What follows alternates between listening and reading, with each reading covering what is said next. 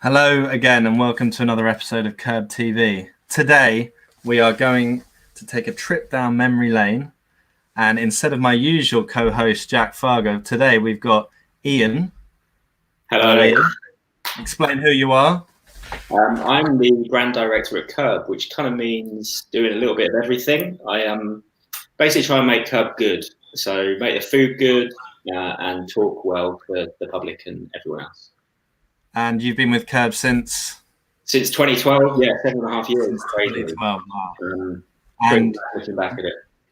We're also joined with by Rob Machin as well. Hello. Hello. I'm Rob Machin. I've been here with KERB since 2012, roaming around markets back then, and now I'm head of membership, looking after the traders. So, back in 2012, we had probably we've still got some old traders actually since then. We'll be talking to one in a bit. But since then, we've had pretty much whole change with all the traders that we've been working with. And we're going to play a little game today to see how good your memory is of some of the traders from back in the past. So I'm going to show you 10 pictures of street food dishes back from probably, let's say 2011, 2010 actually, to probably around 2014, 2015. And I'd like you to tell me in turn who they are. And we've got a tiebreaker as well, because you both think you're going to get 100% correct. Yeah. So let's just see how we do, shall we? So number one, this is for you, Ian. We'll start you off with an easy one. Can we get any music? Can we get any quiz music? We can't get music, unfortunately.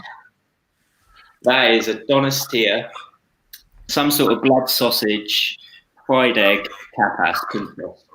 Very good. It was I think it's morcilla. Morcilla.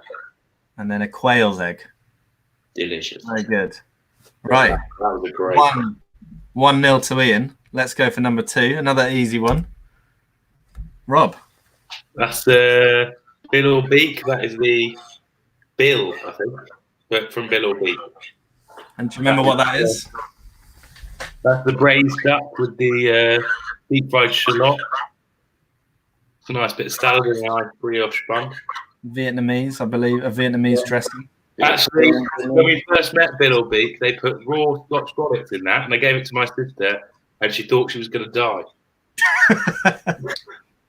Rob, I remember you made a really big point of that as well. It was quite a serious moment for you. Yeah, it was horrible. You followed up in an email about the Scotch bonnets. The first time we saw them was obviously in Camden, and they were cooking everything on a tiny little saucepan per portion, getting it out of their container and then doing a little saucepan and then putting it on. Lots of stuff's changed since then. But it was delicious. 1-1. So number three. This is for you, Ian. Harder. Oh. Got it. Oh. Are we gonna have to pass it over? Is it a Miss P's barbecue? It is not a Miss P's barbecue. Rob, would you like to steal? Can I go for the steal? Yeah. Is that a La Swine? It is not a La Swine. Neither of you got it right. Can we have another guess? Is it Prairie Fire? It's not Prairie Fire. It's not a rib man. Early days. It's not a rib man. Why is it? I would like you to have a little look at what is being put on the very top of the meat.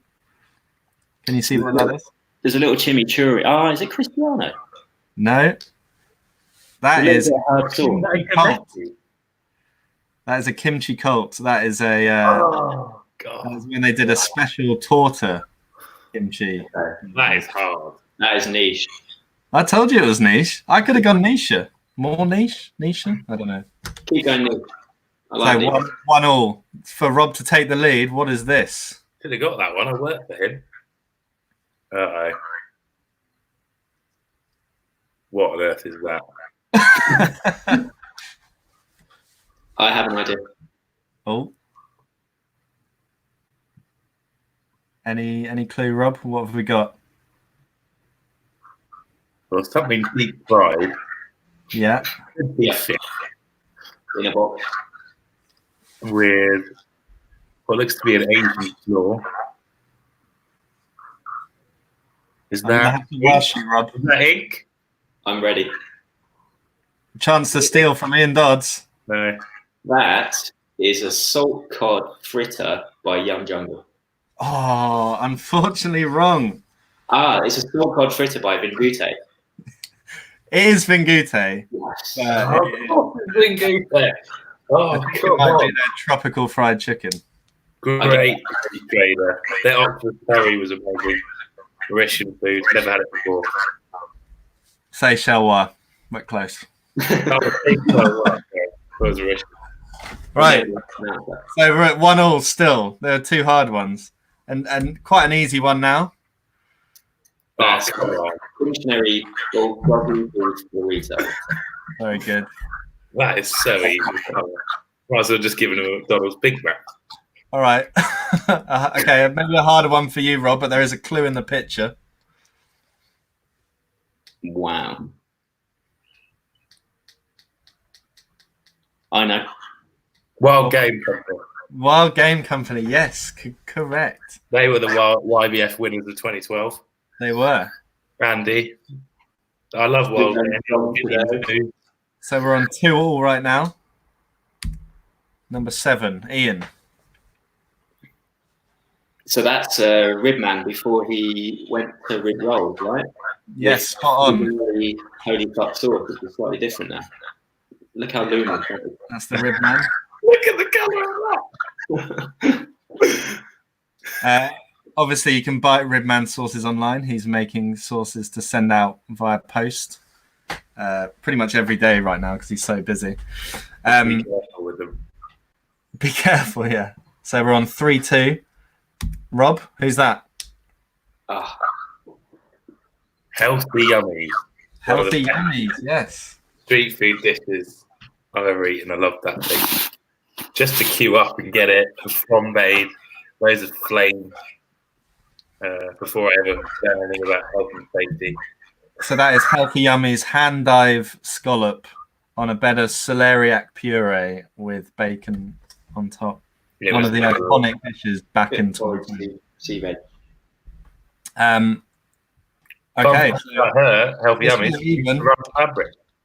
So this is a hard one. We gave Ian a bit of a gimme with number 5. So let's see if he can handle this hard one.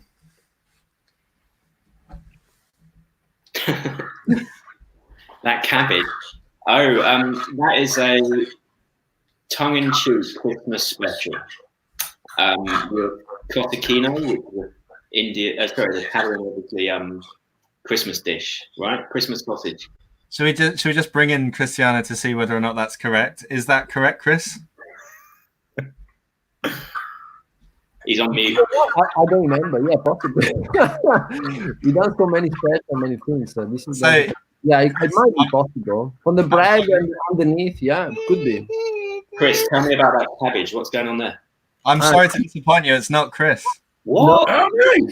It's not Chris. Well, Unfortunately, that's Gametti. Oh, it's his burger. Wow. That is, you just led him up the garden path there, really. Yeah, You knew and then what you were doing. for Rob to steal it on the last round. Come on. What's that? Is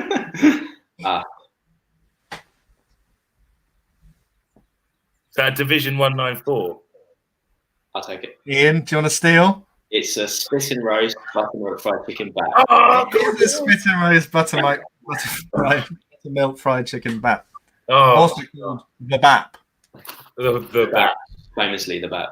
Yeah. Oh, So, Ian, you've won. We won't need to use the tiebreaker, but if you'd like to see what it was anyway, which leads us on perfectly to our interview with Cristiano. What's that? haha.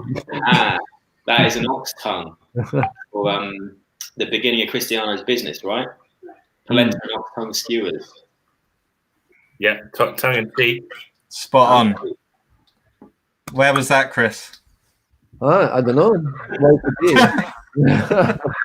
King's Cross could be. I think it was the Real Food Festival on the South Orient Bank. Food Festival. So I yeah. seem to remember this being quite a prominent photo on one of our websites. It's a real looker.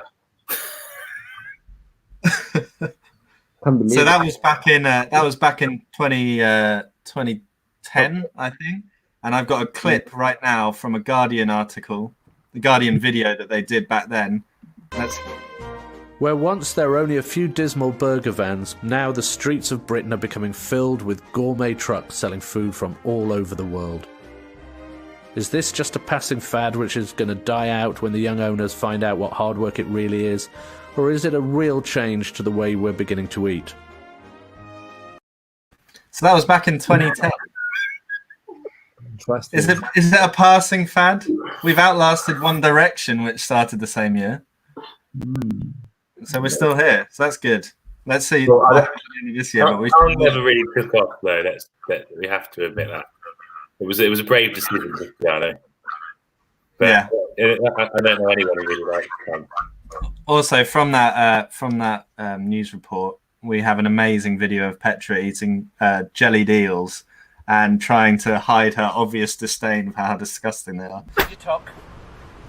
So take it in, careful with the bone. Just slurp the meat off the bone. And then you toss the bone. So how was that? You really excelled yourself, Paul. It's delicious. Whether or not she was telling the truth, I don't know, but that's pretty good. Well, thank you, Ian and Rob, for playing today. Oh no, I can't believe he beat me. We'll do it again next time because Rob. Yeah, well, for another round. So thanks, and thanks for joining us. Yeah, thanks for having me. Right, Chris, it's just me and you now. Yeah, you waited for this time, isn't it? The headliner, you're here. So we're going to talk today about the history of tongue-in-cheek. You're one of the longest-serving traders in the game. Yeah. So tell me, how did it all start? Where are you from? Originally from Italy. It all started back in Italy because I was working for a company doing like marketing research, product development, and especially like looking at new trends. So I spotted this coming up, street food trend, and really got into it. And then I started to like search to where it could be accomplished. I mean, I really wanted to do something for my own. And I thought, okay, so options are A, Italy, B, UK. And I chose UK because I thought that the food culture in UK was radically changing. And even for people like in Italy or everywhere else that's thinking like UK is not really a good place to eat. I mean, UK had a really bad history about food quality, generally speaking. But then it was changing, and I like change. I like I like to start something new, and also I liked a lot what it was already on was like UK was showing already like the first beginning of a street food community back in 2010 2011. So that's why I joined, because I wanted a place where I could build up a business, but I also wanted a place where I could find the people to relate with. So that's the reason. So I came straight from Italy to UK and I started business in 2011. And then sorry, just before that, I think you studied. So you did marketing before back in Italy. Yeah. But then you went to a food school out there. Yeah, well, right? I did. Yeah, I did a master course specialized in food communication for slow food. Gastronomic University in Science. That was back in 2006. And then after that, I worked in Italy for companies and doing different things. So is there anywhere in London that does that kind of like education about food? I don't know. I think there are a lot of courses at the moment all around the world. Back when I did the course, when I did the master, that was the only option. Well, yeah. That I know. And it was an English course. It was based in English, so there were a lot of people from all over the world. My classmates were from Australia, US, Japan, Germany, Austria, Taiwan. We spent 1 year studying closely what food culture is in different aspects, from academic point of view, production point of view. We did a lot of, like we visited a lot of producers. We went different countries. We looked at different aspects of food, not just about production, not just about eating. Also that, the enjoying part of eating food, but also, what comes from eating food, all the, issues related with that, and also, with the how is affecting people, how is affecting people's lives.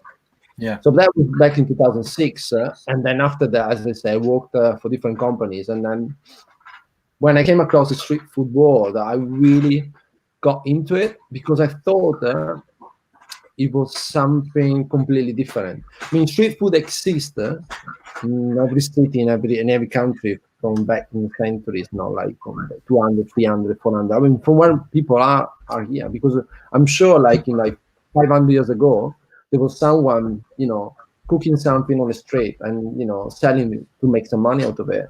Whether it was a market, whether it was, something that was controlled or not, maybe outside the house.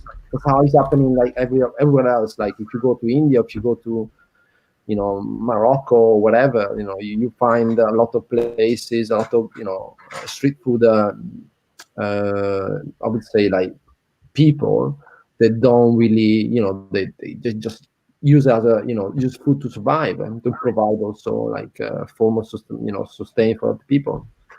So yeah, we came straight from Italy to London. 2000, I arrived in London in May 2011. And we started business. First market was a real food market in South Bank. Thanks to Fabio Gio, was the manager, still the manager for real food market. And then we started in 2011 in June, end of June actually. And in the meantime, I was able to basically, I got an accident. So I crossed the road, the car hit me. So for the first 6 months of my street food experience, I was basically on one leg. I was like, yeah, I'm not joking. I was a full cast on my right leg. Very lucky, survived the accident. And then the very beginning was me, my wife, and some friends helping us. And the menu was based on what I really like. So I grew up eating like quinto quarto, so like a lot of odd bits like tongue, ox cheeks, pork cheeks. So we were making this kind of menu, was like very Italian influenced, and with a bit of like combination of things. So for example, we used to have a dish which called pokisa, was like pork cheeks. Yeah, I remember. Exactly, which is not Italian. But then at the same time, we were doing like ox cheeks and polenta. So do you think a lot of the food that you decided to do as tongue-in-cheek was sort of informed by growing up in Italy, but also doing that course and then coming to London? So it's sort of like a history of you, really. Yeah, it was a mix of things. And I think if I look back, what I did, it was looking at what I liked, and I wanted to bring it over, or with a bit of like also to, because I always like, as I say, when I talk about food, I always talk about food in terms of culture. So it means a lot of things. It's not just eating. So food's, like crossover a lot of different areas of our life. And then what's really intrigued me always, is always what got me on. I really like. I don't particularly. I'm not really. For example, I'm not a big fan of super fancy looking dishes. I'm not an Instagram person because I can't, not because it's wrong or right, just that I can't. It's not me. But I'm really into like stories, into people. So when you talk about food, you talk about people. So if I look at a burger, which we normally do now, behind my burger there is my butcher, which is Nathan, which has an amazing history. There is my baker, there is my provider of Anduja, there are my people that work with me. There are my customers, and all of them have history, and then they combine and mix together because of the food I serve, and also the market, all the traders that we meet, all the traders that we met. Each market has its own, small, small world. So whenever I trade at the KERB market, whatever it could be, like King's Cross or West India Key, it will be completely different from the market I do in Victoria. It's a council market. It's completely How different. so? What are the main differences for you then? It's a type of interaction. So, for example, if I trade in a KERB market, the interaction between me and the traders are different interaction of the traders I have in the council market, where there is, of course, there is still a sense of community, but it's slightly different. So that's the main thing. Maybe comes up.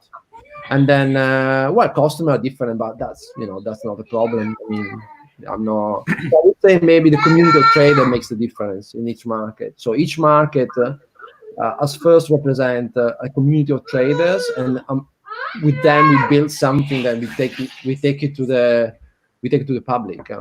Whatever is in KERB or what else. I'm getting quite like BBC News vibes from seeing Luna in the background. So, yeah. Well, Anna's Raikon, actually. My little one. So actually, that's a good question. How do you balance being a street food trader and a parent at the same time? Is it tough? Would you rather have that 9-to-5 job? It's really tough. Okay. So this is a thing. It's really tough. To have a 9-to-5 job maybe would help somehow, but maybe it would be a problem. So being a street food, being like independent business means you create your time. So you kind of manage sometimes. Sometimes you can't. So for example, summertime, of course, I don't have much time. Whatever I can do, it's like I need to work. So family needs to be, come second sometimes. But then at the same time, I can take day off when I wouldn't be able to if I have a 9-to-5. I can, decide, okay, if I need to take my daughter or my son to somewhere, I need to stay with them, I can decide to do it. Where if I'm 9-to-5, it would be slightly different, no? So you have a lot of freedom, but then you're also enforced to work sometimes because that's the nature of the job. Yeah, it's also nature of being an entrepreneur, no? Yeah.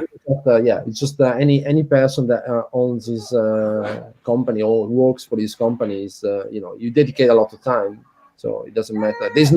I don't have a job which is 9-to-5. I have a job which is 12 to 12, 24 hours, where I can not 12 more or less 12 to 0, where I need to find my time to do my things, and I need to use the 24 hours on the whole. Sometimes I can use a lot, sometimes less. I need to balance the things.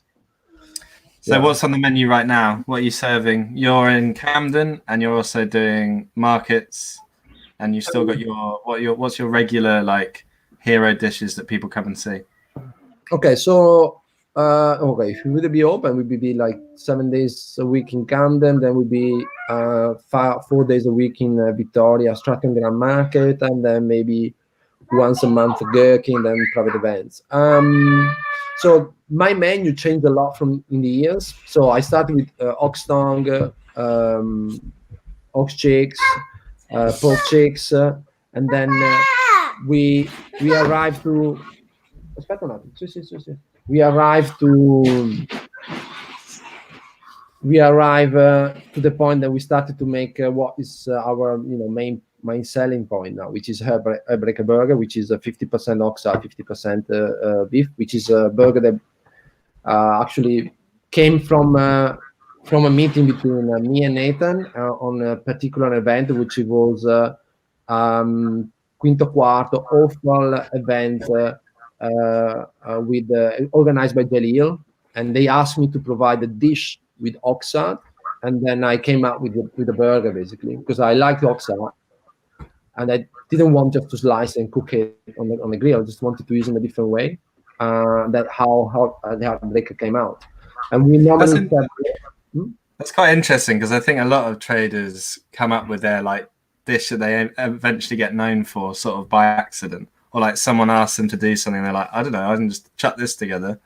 Like when Oli Barbar's knocked over a bowl of cut up halloumi and it went into the fryer, and he was like, oh no, the halloumi's ruined.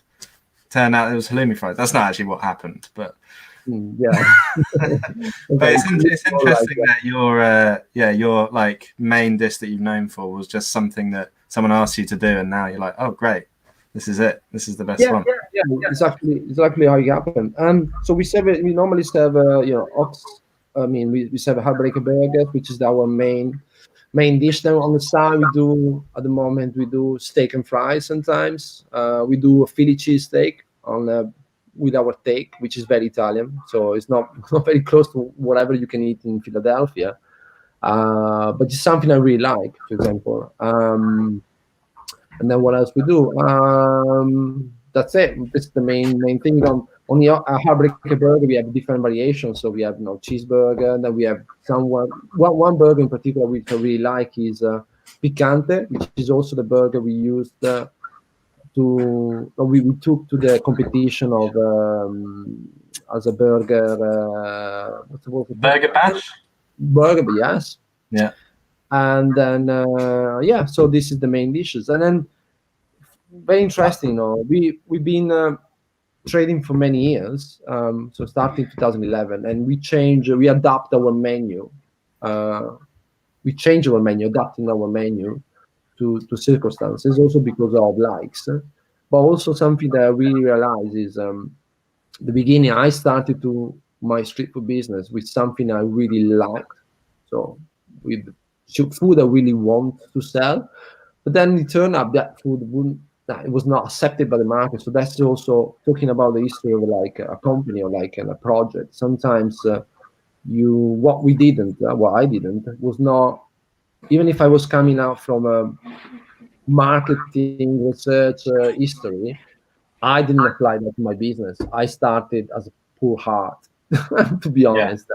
And then I changed because you need to change. And I changed with something that I still like. So still using oat bits, so oxa, still trying to be as much as sustainable as I can, which is like sustainability is a bit of So what dishes have you lost along the way that you'd have loved, like, in your head, you're like, I love eating this. I'd love to be selling this, but the public has just been like, one thing is very simple. For example, I love to be able to still like sell ox tongue with salsa verde, which is an amazing sandwich. Super good, super healthy actually. It's very simple, and that's really nice. But yeah, people never. It's very difficult. Do you think it's Britain, or do you think it? Sorry. Do you think it's Britain's like tastes, or do you think it's just a tough sell for someone to eat at lunch? I think it's just a cultural thing. Yeah. If I sell it in Italy, I sell it a lot. So in Italy, that dish would be fine. I think it depends the area. Maybe more like if you go like to Tuscany or more like Sicily, some part in Veneto, because it's something you are used to, and then it's good. Because your mother cooks it, you have it for lunch in a Sunday. It's part of your routine. Yeah, that's also part of food. Food to be accepted needs to be part of the routine. Sometimes some old foods, it can be anything. It doesn't mean that hot food is an old part. Hot food is something you don't accept because you don't know. So what is unknown is always difficult to accept, especially if you need to eat. So if you have lunchtime, you'd rather go for something you know than to go for something you don't know, unless you're very adventurous.